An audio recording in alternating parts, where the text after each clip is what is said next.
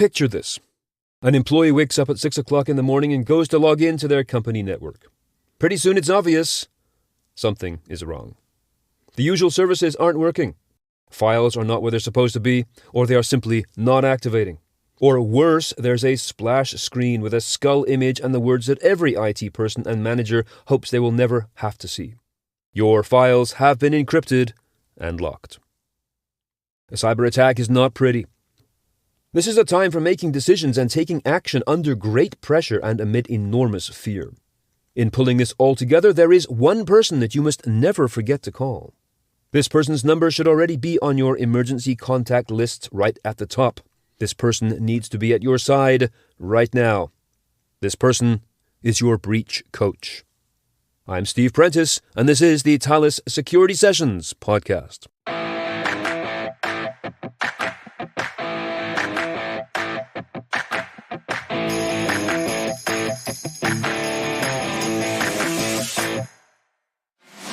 Whew, that's a stressful opening. But nothing like as stressful as recognizing yourself and your company as the latest victim of a cyber attack. It is therefore my great pleasure and relief to have as my guest Dan Michaluk, National Co-Leader of Privacy and Cybersecurity at the law firm BLG in Toronto, Canada. Dan, welcome to the Thales Security Sessions podcast. Thanks, Steve. It's nice to be here today. The whole notion of a breach coach. This is a new thing for a lot of people. I mean, we're all painfully familiar with the idea of cybersecurity, of data breaches, and of ransomware, and many organizations have worked hard to prepare for such an eventuality. But the idea of having somebody on staff or on retainer who is specifically prepared for this process is a fascinating thing. So let's start with a case study, Dan. Can you share an example of a high-stakes breach that you have worked on and what lessons were learned by you and by your clients from this? Yeah, sure. It's public knowledge and fairly widely known that the team that I co-lead was supported Toronto Public Library in its cyber attack. That was a cyber attack that I believe came to the library's attention in the latter half of 2023 and then took well into 2024 to resolve. I can't comment about that incident at all, and I won't, but I can talk about learnings in general that our team is kind of focused on right now. And I would say that our greatest learnings right now are all focused on trying to help organizations notify individuals affected by mass data theft more quickly. So you lose hundreds of gigabytes of data. And in the past, we would default to what's been called the standard, which is to do like individual file analysis and notify individuals about how they specifically are affected. And there's certainly a trend and a greater tolerance for analyzing data sets as a whole and notifying populations, which is much faster. So we're making an adjustment. We're following the trend, and we're helping our clients be a little more efficient in getting through these incidents. What's the best practice for alerting populations? Does it come down to a mass emailing to everyone on a list, or is there something more efficient than that? You can do a mailing, but mass notifications are commonly done online. So you put up a notice on your website that says if, for example, you received this service between this date and this date, you are likely to be affected, and the data elements associated with the exposed information are as follows. Much quicker and much easier, although there's a degree of uncertainty in defining the population always. That's the trick in this, is gaining enough comfort with the population-based notice to actually go ahead and do it. When libraries or small towns are attacked, it always seems to be a bit of a surprise, at least to an outside observer, given that they are not the big brand names, and they seem to be much more of a soft target. Some experts have suggested that they are ransomware targets specifically because they are so well insured, generally, and that they pay up quickly. Is that what you have seen? Well, you use the term softer target, which I think we should come back to, but our team works particularly in the public and the health sectors, provincial public, municipal public. We focus on that, and those sectors do seem to be targeted right now. And I don't know why. I can theorize, it could be because they're perceived as information-rich targets. It could be because they're perceived as soft targets, as you say. I'm not really sure if they are perceived to pay or not. I can't really, in our own experience, draw a distinction between public sector entities and private sector entities, frankly. In fact, they might even pay less. But I'm really not sure about that, Steve. Well, whether a soft target or a more prominent one, the idea of a breach coach seems to be a must have, and now, Dan, you yourself are one. Who in the professional world is most qualified to fill this role? Yeah, so I am a breach coach and I work with a team of lawyers who are breach coaches too. The role is generally assigned to external legal counsel now. And it's a position that's really been fostered by the cyber insurers who vet external lawyers for their qualities and capabilities and put them on breach coach panels. So if you have cyber insurance, you want to check with your insurer as to what lawyers are on your breach coach panel and take a look at who you'd prefer to work with on those panels. And in this role, what exactly do you do? I think I like the term coach, but I don't like the word breach, let me say.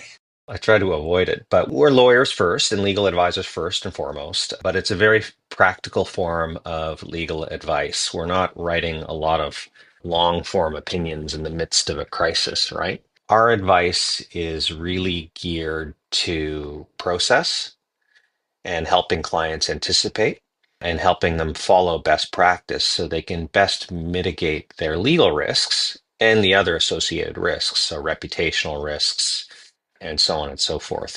The key value is in doing incident after incident after incident and allowing clients to anticipate and make decisions in light of better foresight, I would say.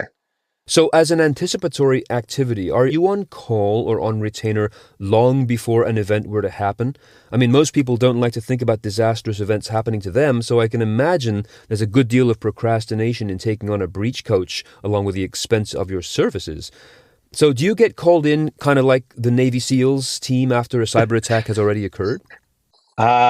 Organizations are getting better. They should all be finding lawyers who they like in advance, and we're certainly doing that and building relationships with clients. If we do that, we give them coordinates and a protocol to contact us, and we're called in and snap to action right away.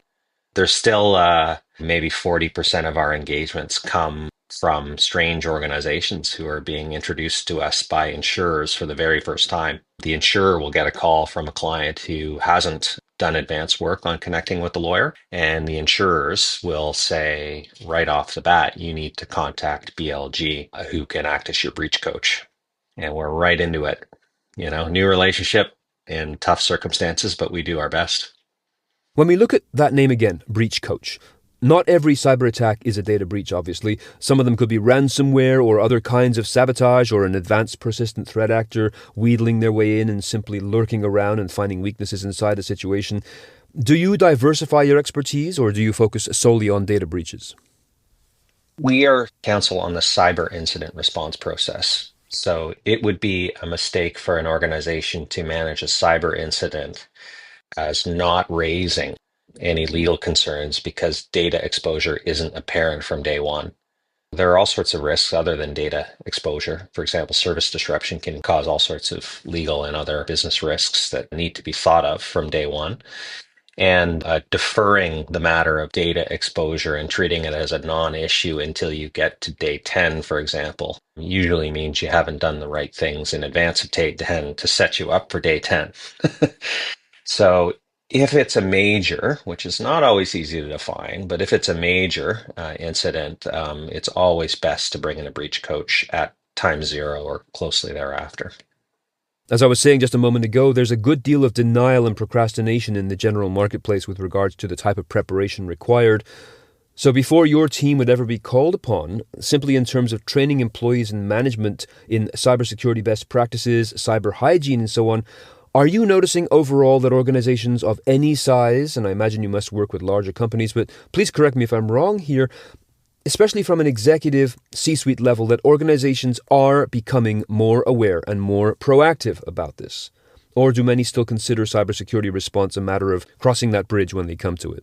I see organizations are becoming better. IT departments were the first to get on preparation game. They've been preparing and looking at NIST and other response frameworks for years now, maybe 5 years, let's say, for your typical IT department. And then in the past couple of years, more and more, I think boards are showing interest in response. And when the boards are interested and when the IT teams are interested, all of a sudden you have executive leadership in the middle becoming interested as well. And I think you really need all three groups to be engaged, and we're seeing more and more of that now. In terms of the situations that you have seen thus far, is there anything that has surprised you? What is the most surprising or maybe unexpected challenge you have faced when dealing with a breach? So we're always trying to anticipate the surprises. It's part of that service, right? Anticipation and talking in terms of risks and probabilities. So this bad thing is likely not going to happen, but you should be aware that it's this percentage likely to happen. So we try to anticipate and avoid surprises. I think the most surprising thing is I can think of is we had a threat actor just disappear, which they do from time to time. Maybe law enforcement is closing in or something, so they go from an identified entity to nothing overnight, and always a risk. We had an approval on a ransom payment that was made, and prior to payment, luckily, the threat actor just vaporized and went away. So those are, that's about as big and surprising as we want to deal with. And again, it's our job to kind of let the clients know that that's a possibility, so they're able to kind of weigh that risk. And that leads perfectly to the issue of establishing a policy around whether to pay ransoms or not pay ransoms.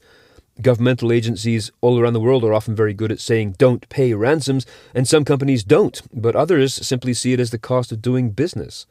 Obviously, that's a topic you guide your clients on, but is the idea of not paying a ransom, this proactive idea from a government agency to say don't pay ransoms on any account, or is this more of a pie in the sky concept? Yeah, that policy is discussed more and more. I think it has to be approached carefully because it's becoming rarer and rarer, but there will be situations where there's let's call it a significant data loss issue that really warrants payment, right? I'm not talking about data suppression, where you're paying a threat actor to delete information that's been stolen. I think that's a more tenuous proposition always and difficult. I'm talking about where there has been a significant backup problem that's led to a scenario in which critical business records will simply not be there unless you pay for a decryptor and try to decrypt. In that scenario, you can cost the recovery. Those records will need to be manually recovered and rebuilt. There are various means to do that. And you can kind of put together a number and a timeline. And then it's that cost, that number, and the timeline that can be avoided by payment of a ransom. And I think in some circumstances, it will be a compelling case to pay. Again, more and more rare, but are the policymakers who are interested in that option accounting for that? Because there's a cost to the policy in that scenario. What are you observing with regards to the threat actors themselves? I mean, cybercrime is a very profitable industry. Have you seen, let's say, an evolution in skills or approaches or even the corporate structure of threat actors? I mean, there are different types of threat actors, of course, numerous levels from nation states down to smaller gangs. I have observed myself many of them are getting more sophisticated, if only to compete with each other. So are you seeing anything with regards to how things have changed over the last, let's say, 5 years in the performance of cybercrime gangs? Yeah, I'll say, Steve, I'm not the best threat intelligence expert. Like, we deal with threat actors all the time, but we hire threat intelligence experts to give us threat intelligence. So I'm one step removed from that. Most of the criminals that we deal with are organized ransomware gangs. They have capabilities that I perceive as good.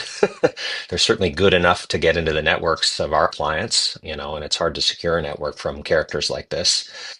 If they're a branded actor, and most of the threat actors that we deal with have a brand and a business name that they trade upon, they're fairly reliable in their dealings, right? They're trading on their name. So you can count with a fairly high degree of probability that if you pay them for something, they're going to deliver the something, like 95% likely. And you can count with a fairly high degree of probability that if you don't pay them and they're threatening to do something like leak data on the dark web, they will. So that's who we're dealing with. Most are using double extortion nowadays. And we saw that come up maybe 2 or 3 years ago now and is the consistent norm. Other than that, it's pretty standard and stable, I would say, from my perspective at least. Double extortion being a tactic in which cybercriminals not only encrypt a victim's data but also threaten to leak or sell it, which remains a risk even if the victim restores their data from backups. There are some of the more sophisticated threat actor players who provide help desks even and tutorials to assist their victims in not getting caught again, which is nice in that kind of genteel James Bond villain type of niceness. But Yeah. going back to the description of a cyber attack that I used in the opening of this episode, the employee has woken up 6 o'clock in the morning to a very different workday. When do you come into the picture? The reports that we get come in after the fact, so we usually get called mid-morning. Um, uh, and it comes mid-morning because usually somebody from IT wakes up at 6 o'clock in the morning and either tries to log in or goes in and realizes that some services aren't working, and there's a little bit of exploration done, and they find maybe a ransom note that's tucked away in the root directory of an endpoint. And that's pretty good validation. Sometimes they'll work with a managed security service provider to do a little bit of triage investigation and validate that it's the real deal. And then before they have called us, they've hopefully done a forceful containment, which means network containment. Firewalls go up and all services come down. All of that happens before they contact us at like 9:30, 10:30 in the morning. And then we get the call and we will immediately line up. We call it an incident response technical vendor, a vendor who can both deal with forensics and deal with guidance on restoration. Those things come together because if you're restoring without a view to the investigation, you will pave over your evidence basically. So that's how it starts. Your team at BLG is now well known for their role in breaches or cyber attacks of this nature. So the company calls you in. If it was feasible, do you think it would have been a good idea for that victim organization to have established a breach coach person or department internally? Someone in their own legal department to take care of this? Or is it better that they rely on external experts? Yeah, unless you can find a retired breach coach who's been on the front lines doing hundreds a year, you're probably best to go external. I mean, the value in our services is based on that experience that is always up to date and that's ongoing. And if you go internally, again, you could have a great mind, maybe even someone that's a former breach coach who knows a lot, but won't have the up-to-date knowledge of process. Well, that's a classic as-a-service model right there. Staying on top of what's going on right now. Having access to a breach coach from a law firm is then a top priority for any organization, but just to complete that line of thought, if a company doesn't call you in and doesn't bring in a breach coach at all, what kinds of dangers are they facing above and beyond the obvious of losing their data? What are the dangers to a company if they do not proceed with your particular expertise? Well, I mean, you can do all this yourself, but what we really try to do is keep organizations on best practice in a context in which these attacks are highly visible, right? In the olden days, and this was the reality maybe 5 years ago, organizations would hire a recovery company, right? And they would use the recovery company for its expertise in recovering the network, and they would kind of ignore all the other stuff. The challenge is that these incidents, even that incident, assuming network containment, would be very visible to employees, customers, the public, and stuff. And it's that visibility that creates a whole bunch of pressure to do it the right way. So again, if that IT company doesn't appreciate that there's some due diligence that needs to be put into the data theft issue, they may pave over data, and then you're in a hole eventually managing all those stakeholders. It still happens. We had one recently too, where a company went through a restoration exercise without engaging us. They had a ransom note, but they didn't think it was real. So they didn't engage with the threat actors, which is important to control your adversary and keep your adversary visible. And they finally realized that the threat was real when some data was actually published on the dark web. We were engaged at that point, and then we're working on getting the data taken down. It's already out there, so we're not as in control as we would have been if we started on day one and walked them through the kind of the best process. That's a very interesting point about engaging the adversary, something that's not often mentioned. Thinking further about things that are not sufficiently mentioned, what are some of the things that organizations could do today to be better prepared for a breach and maybe not even need your services? There's a whole range of things that you could spend to avoid a breach. One of the more expensive things that I think is important if you're in a sector that's being targeted is having a best-in-class endpoint detection tool on your network and have that monitored with a 24/7 SOC. It's just pricey and out of range for many of the entities that we deal with.